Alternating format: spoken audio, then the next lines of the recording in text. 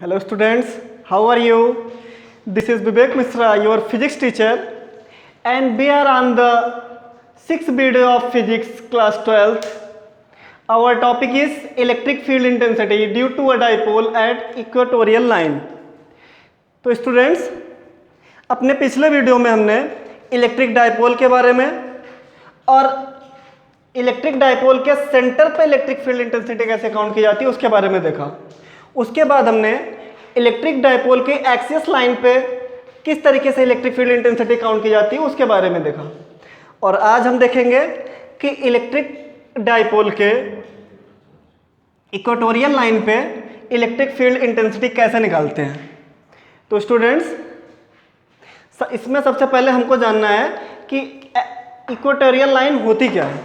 अगर हम ये जान जाएंगे तो हमको समझ में आएगा कि इलेक्ट्रिक डाइपोल पे कहाँ पे हम इक्वेटोरियल लाइन बनाएं। तो सबसे पहले हम आपको दिखाते हैं कि इलेक्ट्रिक डाइपोल क्या होता है। पिछले दो वीडियो से हम इलेक्ट्रिक डाइपोल के बारे में पढ़ते आ रहे हैं कि दो पॉइंट चार्जेस अगर कुछ स्मॉल जिनका मैग्नीट्यूड इक्वल हो और वो कुछ अगर स्मॉल डिस्टेंस पे रखे जाएं, ये दो पॉइंट चार्ज है, मान लीजिए एक पे है पॉजिटिव क्यू और दूसरे पे नेगेटिव क्यू। इस पॉइंट को हमने नाम दे दिया ए, इस पॉइंट को नाम दे दिया बी। तो अगर ये कुछ स्मॉल डिस्टेंस, इनकी स्मॉल डिस्टेंस कितनी होती थी, यहां से यहां तक की जो डिस्टेंस है वो होती है हमारी 2L। क्लियर है? तो इसे, इस पूरी कंस्ट्रक्शन को बोलते हैं इलेक्ट्रिक डाइपोल। मानते हैं कि इसका सेंटर कुछ यहां पे है, इस पॉइंट पे, और सेंटर को एक नाम दे देते हैं O। तो A से लेकर के O तक की जो डिस्टेंस होगी वो कितनी होगी, टोटल लेंथ का हाफ, मतलब टोटल लेंथ अगर 2L है तो इसका हाफ L, और O से लेकर के B तक की जो डिस्टेंस होगी वो भी होगी टोटल लेंथ का हाफ, मतलब L।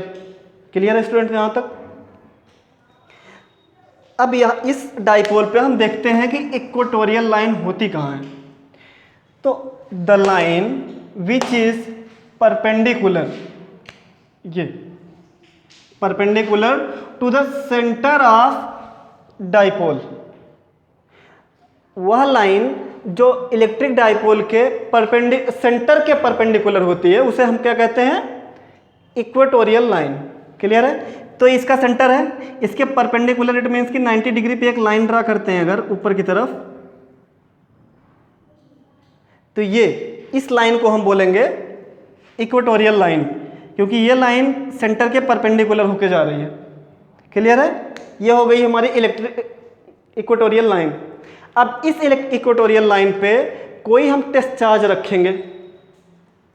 यहां पे हमने एक टेस्ट चार्ज रख दिया, सपोज दैट इस पॉइंट पे Q, ठीक है, Q1 रख दिया, एक टेस्ट चार्ज है।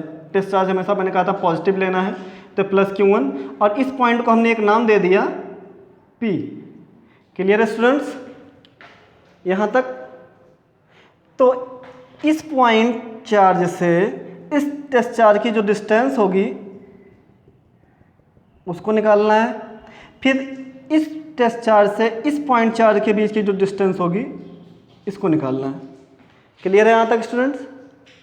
इसको कैसे हम काउंट करेंगे, तो देखिए ये हमारा एक 90 डिग्री एंगल क्रिएट कर रहा है क्योंकि ये एक परपेंडिकुलर लाइन है, तो ये हो जाएगा 90 डिग्री। और ये एक पूरा ट्रायंगल जो है AOP, ये एक राइट एंगल ट्रायंगल बनेगा। Triangle AOP will be a right angle triangle।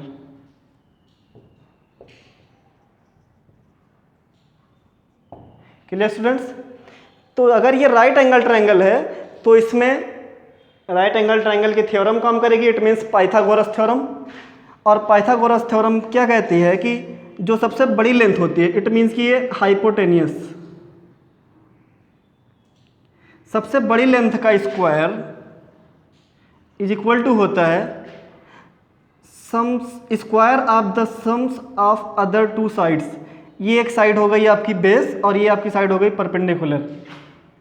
तो परपेंडिकुलर का स्क्वायर प्लस बेस का स्क्वायर, ये हमारी पाइथागोरस थ्योरम है। इसी से हम इस पॉइंट चार्ज से इस टेस्ट चार्ज के बीच की डिस्टेंस काउंट करेंगे। ये हमारी जो लाइन है हाइपोटेनियस, इसको हमने AP से डिनोट किया है, तो AP का स्क्वायर इज इक्वल टू हो जाएगा, हमने एक्सिस पे जो एक्सियस लाइन पिछले वाले इलेक्ट्रिक डाइपोल में देखी थी, वहाँ पे हमने एक्सिस पे जब इस टेस्ट चार्ज को रखा था तो उस टेस्ट चार्ज से इस सेंटर की डिस्टेंस को हमने R लेट किया था, तो इसको भी R मान लेते हैं। क्लियर? तो यहाँ पे परपेंडिकुलर हमारा हो जाएगा R और बेस हो जाएगा L। तो AP मीन्स इस पॉइंट चार्ज से इस टेस्ट चार्ज की जो डिस्टेंस आएगी वो कितना आएगी, ये स्क्वायर है उधर जाएगा तो स्क्वायर रूट हो जाएगा, अंडर रूट R का स्क्वायर प्लस L का स्क्वायर। ये क्लियर है? मतलब यहाँ से यहाँ तक की जो डिस्टेंस आई हमारी वो आ गई R square plus L square. और इसी तरीके से ये भी एक राइट एंगल ट्रायंगल है, इसकी लेंथ L है, बेस की लेंथ परपेंडिकुलर की लेंथ R है, तो ये हाइपोटेनियस जो हमारा बन के आएगा वो आ जाएगा अंडर रूट R का स्क्वायर प्लस L का स्क्वायर। क्लियर है स्टूडेंट्स? ये तो हो गया कि दोनों पॉइंट चार्ज से टेस्ट चार्ज के बीच की डिस्टेंस हमने निकाल ली। अब हम देखेंगे कि ये दोनों पॉइंट चार्ज इस टेस्ट चार्ज पे किस तरीके का फोर्स पुट कर रहे हैं। तो यहाँ पे हम देख रहे हैं कि ये पॉजिटिव चार्ज है और ये पॉजिटिव चार्ज है, इट मीन्स कि लाइक चार्ज, और लाइक चार्ज एक दूसरे को क्या करेंगे, रिपेल। तो ये कुछ इस डायरेक्शन में इसको रिपेल कर देगा और फोर्स इस डायरेक्शन में लगेगा, इसको हम मान लेते हैं F1। अगर फोर्स इस डायरेक्शन में लगेगा तो इलेक्ट्रिक फील्ड इंटेंसिटी भी इसी डायरेक्शन में लगेगी।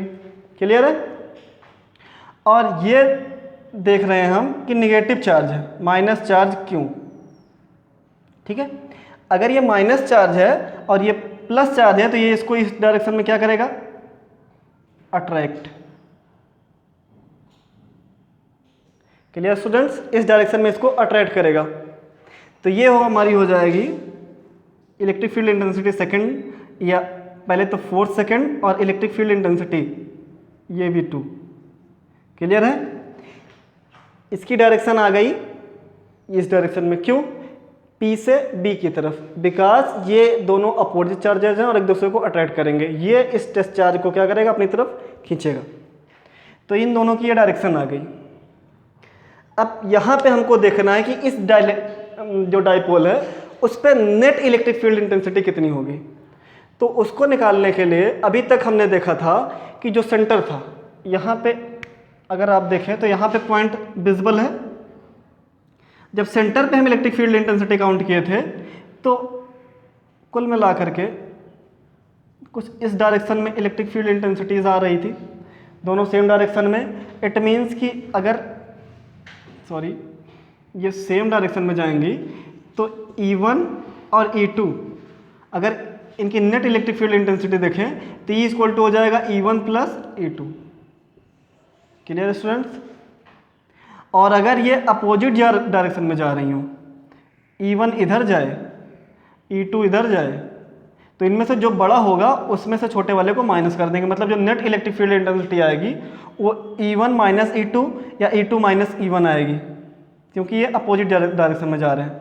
लेकिन यहाँ पे स्टूडेंट्स आप देख रहे हैं कि ये इस डायरेक्शन में जा रहा है और ये इस डायरेक्शन में जा रहा है, तो यहाँ पे इसका कोई अपोजिट तो दिख नहीं रहा है, ना ही सेम डायरेक्शन दिख रही है।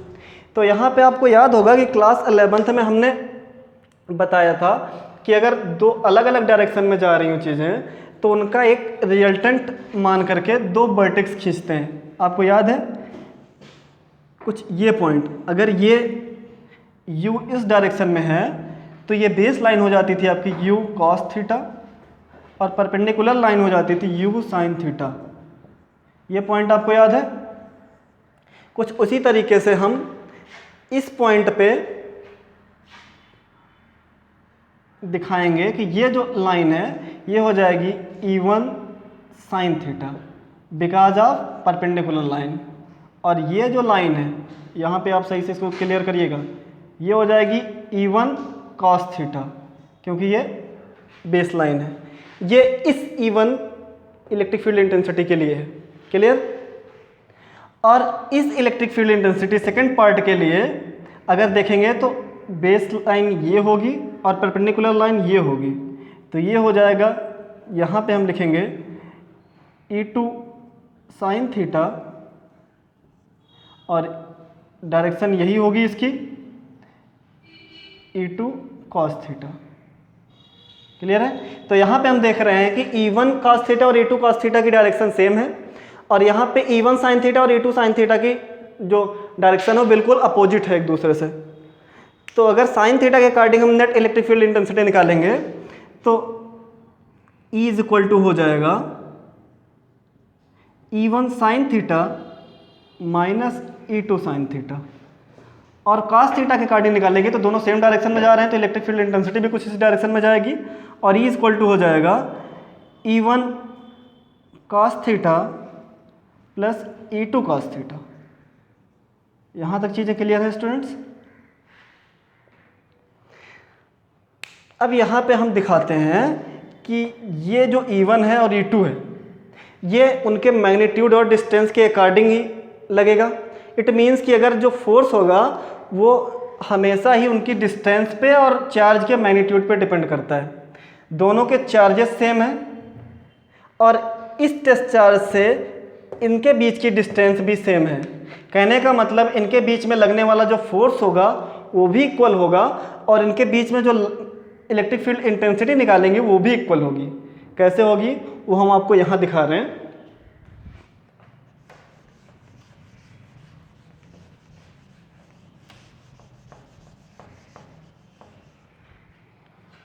अगर हम इसकी बात करते हैं F1 की, तो दो चार्जेस के बीच में लगने वाला फोर्स कूलम्ब्स लॉ के according 1/4 pi epsilon 0 Q1 upon बीच की distance R square under root R का स्क्वायर प्लस L का स्क्वायर का होल स्क्वायर। ठीक है, ये F1 हो जाएगा। E1 इक्वल टू होता है F1 अपान जिस टेस्ट चार्ज पर चार्ज लग रहा है Q1। क्लियर? तो इसके अकॉर्डिंग अगर हम फार्मूला पुट करते हैं तो F1 की वैल्यू इसमें रख दें तो 1/4 pi epsilon 0 Q into Q1 अपान ये यहाँ से R स्क्वायर रूट कैंसिल हो जाएगा, तो ये अंदर बचेगा R स्क्वायर प्लस L का स्क्वायर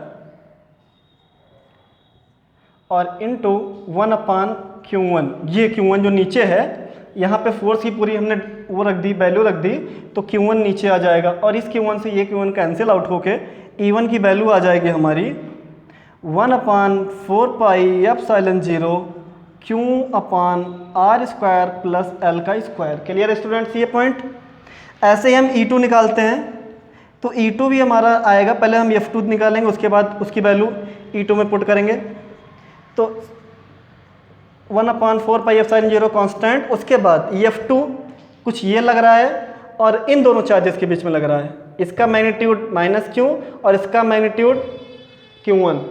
हमने बता दिया है कि साइन नहीं लेते हैं इसलिए -Q को +Q ही लेंगे और Q इंटू Q1 अपान डिस्टेंस इनके बीच की आप देख रहे हैं कि बराबर है R square plus L square under root में। क्लियर है स्टूडेंट्स? ये इसका स्क्वायर से square root cancel, E2 equal to होगा F2 अपान Q1। वैल्यू पुट करते हैं F2 की इसकी, तो हो जाएगा 1/4 pi epsilon 0 Q into Q1 अपान R स्क्वायर प्लस L का स्क्वायर इंटू 1/Q1 कट के आ जाएगा आपकी वैल्यू E2 की 1/4 पाई एप्सिलॉन 0 Q अपान R स्क्वायर प्लस L का स्क्वायर। ये हमारी सेकंड वैल्यू आ गई, ये फर्स्ट वैल्यू। यहाँ पे हम देख रहे हैं कि E1 1/4 पाई एप्सिलॉन 0 Q अपान R square plus L square है और E2 भी 1/4 पाई एप्सिलॉन 0 Q अपान R square plus L square है। इट मीन्स कि दोनों का मैग्नीट्यूड, दोनों की वैल्यू इक्वल है। तो यहाँ पे हम कह सकते हैं कि E1 is equal to E2। Clear? तो अगर हम पहले वाले फार्मूले के हिसाब से देखें तो लिखेंगे net electric field intensity according to sine theta E1 sine theta minus E2 sine theta, where E1 is equal to E2, then net electric field intensity is equal to E1 sine theta, और इस E2 की जगह पे हम लिख देते हैं E1 sine theta, दोनों आपस में कैंसल आउट होके आ जाएंगे, E की वैल्यू आ जाएगी 0। कहने का मतलब साइन थीटा के अकॉर्डिंग जो टोटल इलेक्ट्रिक फील्ड इंटेंसिटी लग रही है वो क्या है, 0। क्लियर है। अब हम जो total electric field intensity actual में लग रही है, क्योंकि ये तो कैंसल आउट होकर 0 हो गया, दोनों का साइन ही अपोजिट था, ऐसे ही हम यहाँ पे बता दिए थे, ये तो हम प्रूव करके दिखा रहे हैं। बाकी यहाँ पे साइन अपोजिट में था और मैग्नीट्यूड इक्वल था, तो वैसे भी कैंसल आउट होकर 0 ही हो जाते। अब इसके अकॉर्डिंग जो इलेक्ट्रिक फील्ड इंटेंसिटी निकलेगी वो निकल के आएगी E is equal to E1 cos theta plus E2 cos theta, where E1 is equal to E2, E is equal to हो जाएगा E1 cos theta plus E1 E2 की जहाँ पे E1 cos थीटा, दोनों ऐड होके हो जाएंगे E is equal to 2E1 cos theta. ये वैल्यू समझ में आई, क्लियर। इन दोनों के बीच में जो हम एंगल मान लेते हैं उसको अगर cos थीटा लेट कर लें या थीटा लेट कर लें तो cos theta is equal to होता है बेस अपॉन हाइपोटेनियस। ये क्लियर है स्टूडेंट्स। बेस इसका कितना है L और हाइपोटेनियस कितना है, ये सबसे बड़ी line under root L R का स्क्वायर प्लस L का स्क्वायर, तो cos थीटा की वैल्यू आ जाएगी L upon under root R square plus L का स्क्वायर। ये वैल्यू हमने क्यों निकाली, क्योंकि इस cos थीटा की जरूरत अभी हमको यहाँ पे net electric field intensity count करने में लगेगी। क्लियर यहाँ पे। तो यहाँ पे हम E1 की वैल्यू पुट करते हैं, E1 E2 दोनों की एग्जैक्ट सेम वैल्यू है, तो E1 की वैल्यू 1/4 पाई एप्सिलॉन 0 क्यों अपान R square plus L square रखते हैं, 2 साथ में है ही, और cos थीटा की वैल्यू वहाँ से पुट करते हैं, तो ये इज इक्वल टू हो जाएगा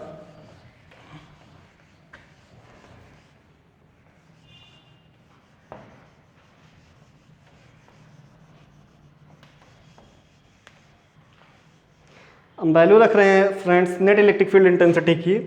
उसमें E1 की वैल्यू अभी हमने देखी जो आई थी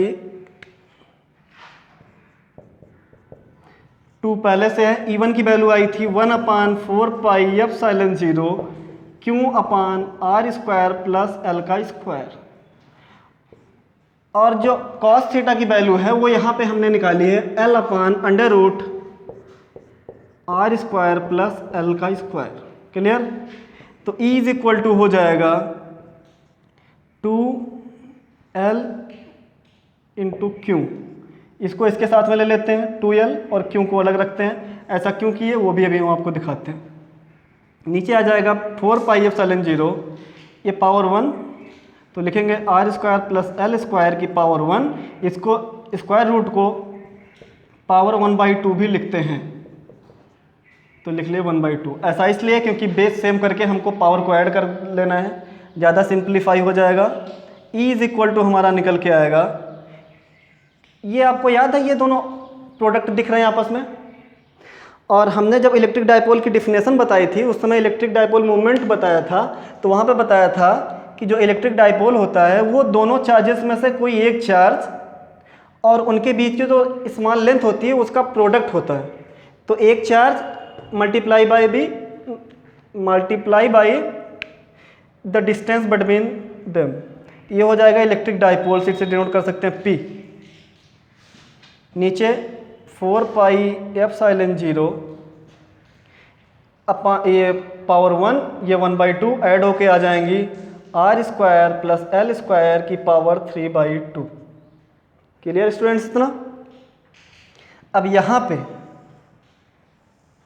अगर हम लेट कर लें कि R is more greater than L, तो L इक्वल टू 0 हो जाएगा। अगर बहुत ज़्यादा इससे हो तो इसको हम बिल्कुल ना के बराबर मान लेते हैं, तो ये कितना हो जाएगा L 0, तो E इज इक्वल टू निकल के आएगा हमारा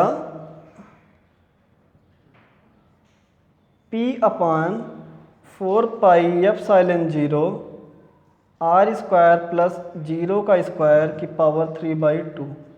क्लियर? तो E इज इक्वल टू हो जाएगा P अपान 4πε0 आर स्क्वायर की पावर 3/2, क्योंकि 0 ऐड करेंगे कोई मतलब नहीं, 2 से 2 कैंसिल हो गया। और हमारी जो नेट इलेक्ट्रिक फील्ड इंटेंसिटी निकल के आई इक्वेटोरियल लाइन पे, वो आ गई P अपान 4πε0 आर का क्यूब। Clear students? ये हमारी निकल के आई है net electric field intensity. Clear? तो फ्रेंड्स, यहाँ पे हमने देख लिया कि इलेक्ट्रिक डाइपोल की जो इक्वेटोरियल लाइन होती है उस पर हम इलेक्ट्रिक फील्ड इंटेंसिटी कैसे काउंट करते हैं। तो यहाँ पे जितने भी टाइप के न्यूमेरिकल्स आपको इलेक्ट्रिक डाइपोल के एक्सिस पे और इक्वेटोरियल लाइन पे या सेंटर पे मिलेंगे, उन सारे न्यूमेरिकल्स को हमको इन तीनों फार्मूलों के द्वारा सॉल्व करना है। Clear students? ये टॉपिक, अगर ये टॉपिक आपको पसंद आया हो तो हमारे चैनल पे नीचे जो लाइक बटन है उसको लाइक ज़रूर करें, और अगर अभी तक आपने हमारा चैनल सब्सक्राइब नहीं किया है तो आगे के वीडियोस के लिए चैनल को सब्सक्राइब करें। मिलते हैं अपने अगले वीडियो में एक नए टॉपिक के साथ। तब तक के लिए बाय बाय, थैंक यू।